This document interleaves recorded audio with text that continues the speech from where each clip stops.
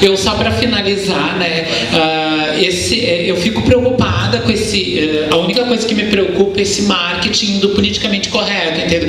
E isso sim me preocupa, porque hoje em dia as pessoas no politicamente correto, elas acabam se esquivando, né, das questões, né, como por exemplo, eu não participei da primeira parada gay porque eu sou uma mulher heterossexual, eu me considero uma mulher heterossexual e gosto muito de vocês, que é o que eu escuto. Por isso que eu não tava, né? Eu sempre gostei muito de vocês, mas agora que eu tô aqui com vocês, né? Então esse discurso que a sociedade, que as pessoas têm, né, de vocês, e de ficar aquela coisa sempre com pronomes indefinidos, que é uma coisa que me irrita muito.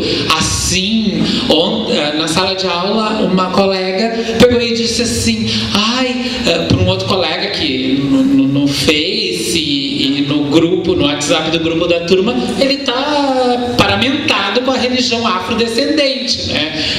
Ele tá vestido de pai de santo, né? E daí a colega bem assim, eu tenho uns vizinhos assim, dessa religião. Tudo isso, sabe? Eu acho que as pessoas com esse politicamente correto, né, elas ficam se policiando, as palavras não são ditas, as coisas não são faladas, e não acho que é o ideal, que é assim que a gente vai conseguir resolver e fazer as pessoas se questionarem e se colocarem no lugar, né? E acho que era isso. Aí acho que agora para debate.